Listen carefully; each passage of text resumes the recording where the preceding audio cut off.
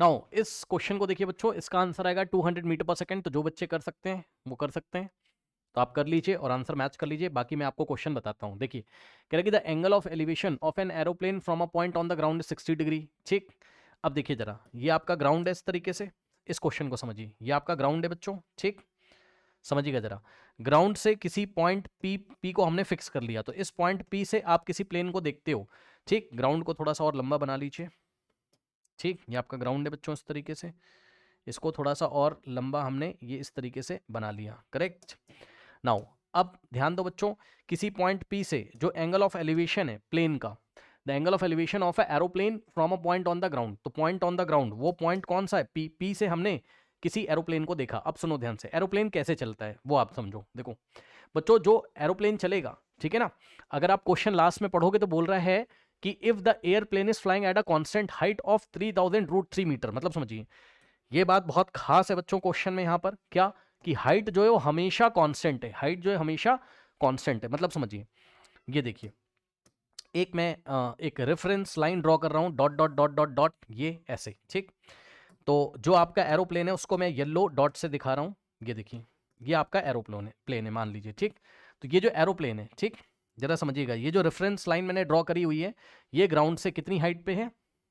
3000√3 metre. समझिएगा जरा, मतलब अगर मैंने आपसे पूछा 3000√3 मीटर्स, ठीक, तो अगर मैंने पूछा कि भाई देखो प्लेन ऐसे जा रहा है, कांस्टेंट हाइट पे जाने का मतलब है कि हमेशा आपकी जो ये वाली डिस्टेंस है, ये रेफरेंस लाइन और ग्राउंड के बीच का जो डिस्टेंस है ये वाला, वो हमेशा 3000√3 ही होता है। किस तरीके से? देखिए ये ऐसे जा रहा है, जा रहा है, जा रहा है, जा रहा है, तो अभी भी ये इतने ही डिस्टेंस पे, यानी कि इतनी हाइट पे ग्राउंड से, अभी भी ये इतनी, इतनी का मतलब इतनी 3000√3, ये ऐसे जा रहा है। यानी कि कहने का ये मतलब है कि वो या तो आपसे बोलेगा कि ये ग्राउंड से हमेशा कांस्टेंट हाइट पे, या तो वो बोलेगा कि प्लेन हॉरिजॉन्टल जा रहा है। हॉरिजॉन्टल जाने का क्या मतलब है? हॉरिजॉन्टल जाने का मतलब है ग्राउंड के पैरेलल। ठीक, तो ये प्लेन ऐसे जा रहा है हॉरिजॉन्टल, ग्राउंड के पैरेलल। तो चलिए चलाते हैं प्लेन को, ये ऐसे ऐसे जा रहा है, जा रहा है, जा रहा है, जा रहा है, जा रहा है, जा रहा है, जा रहा है। ठीक, और हमेशा ग्राउंड से इसकी जो हाइट है वो हमेशा बच्चों कितनी रहती है? ये हमेशा की हमेशा इतनी ही फिक्स रहती है। मतलब आप प्लेन आपका कहीं पर भी हो, ठीक है, प्लेन आपका चाहे यहाँ हो तब भी ये इतनी हाइट, प्लेन आपका यहाँ है तब भी उतनी हाइट, प्लेन आपका यहाँ है तब भी उतनी हाइट। समझ गए? तो ये चीज़ है। अब एक बात बताओ कि ग्राउंड पे आप यहाँ खड़े हुए हो, ठीक, ये इस तरीके से प्लेन जा रहा है, तो भाई प्लेन को आपने देखा किसी पॉइंट पे, तो कुछ तो एंगल ऑफ एलिवेशन होगा। फिर प्लेन को आपने देखा, कुछ तो एंगल ऑफ एलिवेशन होगा। अब एक चीज़ का फील करो, एक चीज़ का आपको फील करना पड़ेगा। पता है क्या फील करना पड़ेगा? अगर आप एक ही पॉइंट से खड़े होके टू हॉरिजॉन्टल पॉइंट्स को देखो, मतलब सर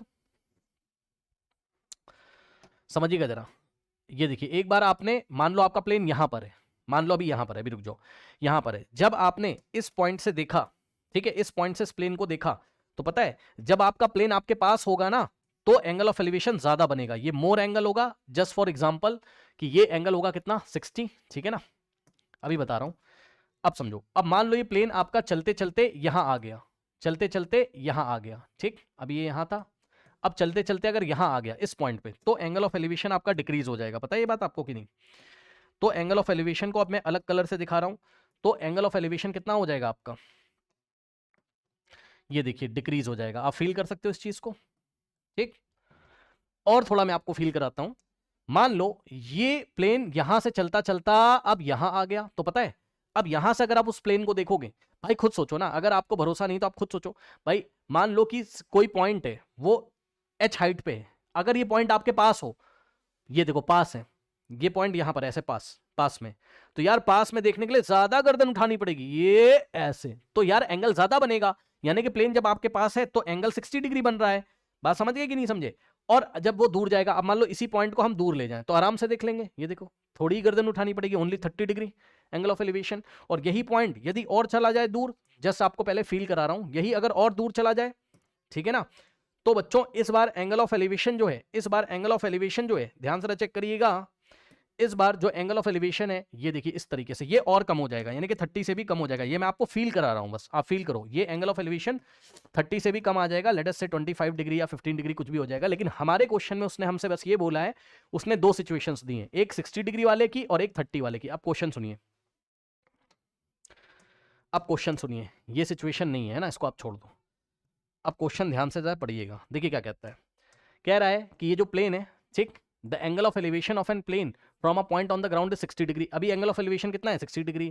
कह रहा after a flight of 30 second, जरा ध्यान से सुनो, 30 सेकेंड में ये प्लेन यहां से चल के यहां आ जाता है। ध्यान से सुनिएगा, यानी कि यहां से यहां तक की जो डिस्टेंस है वो, सॉरी, यहां से यहां तक आने का जो टाइम है, ठीक है, अगर मैं इस पॉइंट को बोल रहा हूं ए, इस पॉइंट को बोल रहा हूं ए, और ए से अब पॉइंट मूव करके कहां आ गया है? बी पे। पॉइंट का मतलब है एरोप्लेन। ए से बी पे मूव करके आ गया, तो ए से बी जाने का टाइम कितना लगा? Time from a to b, t a b. T a b का मतलब समझ रहे हो? Time from a to b. A से बी जाने का टाइम कितना है बताइए? 30 सेकंड। उसने बोला है after the flight of 30 second the angle of elevation becomes 30 degree. मतलब अभी प्लेन यहां पर है तो एंगल ऑफ एलिवेशन 60 डिग्री है, और 30 सेकंड के बाद प्लेन यहां आ जाता है, ठीक, तो एंगल ऑफ एलिवेशन कितना है? 30 डिग्री। यानी कि यहां से यहां तक जाने का समय आपको दिया हुआ है कितना? 30 सेकंड, ठीक। और उसने आपसे क्या पूछा है? उसने आपसे पूछा है कि find the speed of the aeroplane. ध्यान सुनिएगा बच्चों, स्पीड कैसे निकाला जाता है बताइए? स्पीड का मतलब एवरेज स्पीड पूछ रहा है, तो स्पीड का फॉर्मूला आप लोगों को पता है। स्पीड क्या होता है बताओ? स्पीड होता है डिस्टेंस बाय टाइम, सही है ना? Distance by time. अब मेरी बात ध्यान से सुनिएगा बच्चों, अगर आपको स्पीड निकालना है, ठीक, तो डिस्टेंस बाय टाइम लगाओगे। सर कौन सा डिस्टेंस लोगे? सर जो एरोप्लेन ने चला है, तो एरोप्लेन ने तो भैया यही डिस्टेंस चला है ना हॉरिजॉन्टल में, ऐसे। नहीं समझा? देखो देखो देखो देखो भाई, एरोप्लेन ए से बी गया है ना, तो ये डिस्टेंस चला है एरोप्लेन ने इस तरीके से, ए बी, सही है। तो ये डिस्टेंस ए बी और डिवाइडेड बाय ए से बी तक जाने का टाइम। यार स्पीड कैसे निकालोगे? डिस्टेंस अपॉन टाइम से, ठीक। तो डिस्टेंस कौन सा? यहां से यहीं तो गया है प्लेन तो डिस्टेंस की जगह ए बी लेना है तुम्हें, समझना जरा। डिस्टेंस की जगह ए बी लेना है, और टाइम की जगह कौन सा टाइम लोगे? ए से बी जाने का टाइम। तो ए से बी जाने का टाइम कितना है? 30 सेकंड है, तो नीचे 30 सेकंड रख दोगे। अब ध्यान सुनो, ये जो भी डिस्टेंस आएगा मीटर में आ जाएगा, समझिएगा जरा। ए बी मीटर में आएगा, क्योंकि आपको ये हाइट किस में दी है? मीटर में। भी मैं निकाल के दिखाऊंगा, ठीक। और टाइम सेकंड में दिया, तो जो भी स्पीड आएगी मीटर पर सेकंड में आएगी, तो इतना आंसर आ रहा होगा। अब आइए मैं आपको चेक कराता हूं कि इस सवाल को हम किस तरीके से करेंगे, ठीक है ना? तो इसको भी यहां से हटा लो आप, ठीक। अब समझो, अब आप एक काम करो, ये जो पॉइंट ए है, ठीक, पॉइंट ए से एक परपेंडिकुलर ड्रॉ कर दीजिए बच्चों नीचे, ये इस तरीके से, ठीक। ये परपेंडिकुलर आपने ड्रॉ किया, तो ये वाले पॉइंट को आपने बोला, सपोज ये पॉइंट क्या है आपका? डी है, मान लो, क्या ही जा रहा है, डी बोल दो। और ए से बी प्लेन चल के आ गया, तो ए से बी जाने में 30 सेकंड लगा। अब बी से एक परपेंडिकुलर ड्रॉ करिए, ये इस तरीके से, ठीक। तो मान लीजिए कि ये जो परपेंडिकुलर है, इसका नाम हमने क्या रखा? बीई, ठीक। और उसके बाद अगर मैं आपसे पूछूंगा कि बीई की लेंथ कितनी है, तो आप मुझे बताइएगा ये कांस्टेंट हाइट, यानी कि बीई कितना लेना पड़ेगा? 3000√3 मीटर, ठीक। फिर जब मैं आपसे पूछूंगा कि एडी कितना होगा, एडी, तो आप मुझे बताइएगा एडी इज इक्वल्स टू, ये भी कितना हो जाएगा? 3000√3 मीटर्स। सही है, बात समझ में आ गई कि नहीं आ गई? तो ये चीज़ है, ठीक। बस अब कुछ नहीं करना है यार, चेक कर लो। अब आप एक बार ये वाला ट्राइंगल पकड़ो, कौन सा? ये वाला, ये वाला ए डी पी पकड़ लीजिए। कौन सा ट्राइंगल? ए डी पी पकड़ लीजिए। So in triangle A D p, in triangle A D p, सही है, चेक कर लो। ए डी पी अगर आप इसमें लगाओगे tan 60, है ना, क्योंकि ए डी पी में भाई प्लेन यहां पर है, तो एंगल ऑफ एलिवेशन कितना है? 60 है, तो ये पूरा 60 है। तो ए डी पी में tan 60 लगाइए। तो अगर आप tan 60 लगाओगे तो कितना आ जाएगा? चेक कर लीजिए।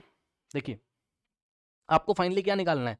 आपको फाइनली ये वाला डिस्टेंस निकालना है ना, ये वाला। तो इसके लिए आप पहले ये वाला डिस्टेंस निकाल लो, बता रहा हूं कैसे। देखो, tan 60 लगाया आपने ए डी पी में, तो परपेंडिकुलर अपॉन में बेस, यानी कि A D upon P D, सही है, चेक कर लीजिए। tan क्या होता है? tan 60 परपेंडिकुलर अपॉन बेस, यानी कि A D by P D, triangle A D P में, ठीक। अब tan 60 कितना होता है? √3 is equals to A D. तो बच्चों ए डी कितना बताना था आपको, ठीक। तो ए डी की जगह आप रखोगे 3000√3 डिवाइडेड बाय पी डी की जगह कितना रखोगे? पी से डी, ये तो निकालना ही है मुझे। अब क्यों निकालना है वो भी आपको पता चलेगा। अब बच्चों इतने तो आप समझदार हो, पी डी इधर आ जाएगा, √3 इधर आ जाएगा, तो पी डी कितना आ जाएगा बताइए जरा? 3000√3 डिवाइडेड बाय ये वाला √3 इधर आ जाएगा, सही है। नाउ तो ये √3 से √3 कट जाएगा, समझ गए ना? पीडी इधर, √3 इधर, तो पीडी कितना आ गया? 3000। तो इस तरीके से बच्चों पीडी कितना आ गया आपका? 3000 क्या? मीटर्स डिस्टेंस है ना, हाइट मीटर में दी हुई थी, तो ये भी मीटर में आ जाएगा। तो इस तरीके से पीडी आ गया आपका कितना? 3000 मीटर समझ जाओगे, बस मैं 3000 लिख दे रहा हूँ, मीटर आप समझ जाना। सर क्यों निकाला अभी पता चलेगा। अब ध्यान से समझिए बच्चों, एक बात बताओ, अगर आप डीई निकाल लोगे, डीई को मान लो एक्स मान लिया आपने, ठीक, लेट डीई इज एक्स, सुन लो ध्यान से, जितना डीई होगा यार उतना ही तो ए बी होगा भाई, ठीक। तो ए बी भी कितना हो जाएगा एक्स, चेक कर लो, यहां से यहां एक्स, तो यहां से यहां एक्स मीटर्स, ठीक। तो अब आप क्या करो, अब आप ट्राइंगल बीईपी ले लो फटाफट।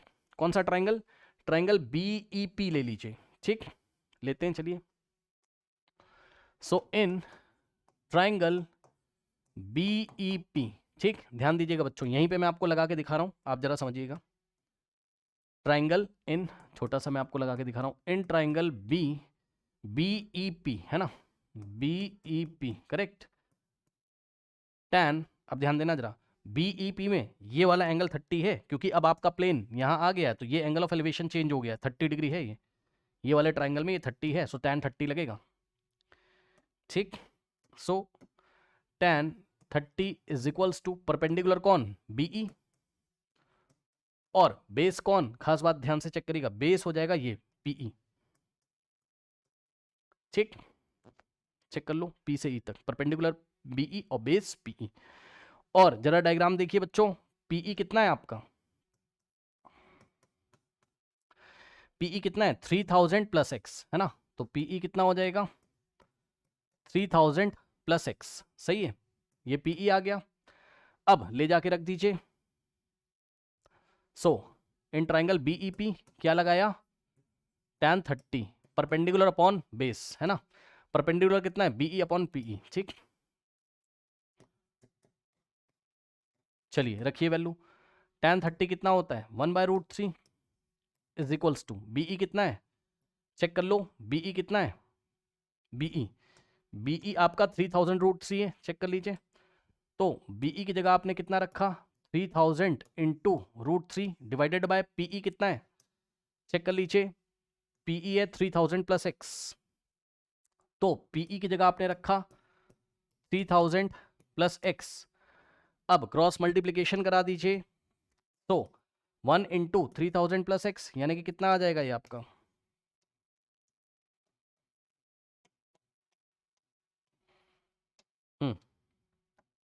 ये इधर मल्टीप्लाई होगा तो आ जाएगा 3000 plus x into 1 is equals to में ये √3 उधर मल्टीप्लाई होगा, यानी कि 3000 √3 इंटू √3। अब ध्यान दो, ये 1 से मल्टीप्लाई होगा तो इतना ही आ जाएगा, यानी कि 3000 plus x into 1, 3000 plus x ही आ जाएगा, इतना ही आ जाएगा है ना, इज इक्वल्स टू, अब ध्यान दे बच्चों, यहाँ मल्टीप्लाई है तो √3 इंटू √3 3, यानी कि 3000 इंटू 3, ठीक। अब ध्यान दीजिएगा जरा, यहाँ से आ गया 3000 plus X is equals to, ये आ जाएगा, ऐसे ही रहने दो इसको, कोई दिक्कत नहीं है ना, ये आप एक काम कर लो ना, ये कितना हो जाएगा आपका 9000, ठीक, 3 इंटू 3000 कितना हो जाएगा 9000, ये वाला 3000 उधर जाएगा, तो यहाँ से आपके पास x कितना आ जाएगा, x इज इक्वल्स टू 9000, और ये इधर आएगा तो माइनस हो जाएगा, यानी कि -3000, तो यहाँ से बच्चों x कितना आ जाएगा आपका 6000 क्या मीटर्स, सही है, क्योंकि ए बी क्या थी, डिस्टेंस थी x, मीटर्स में आएगा, तो ए बी आ गया आपका कितना,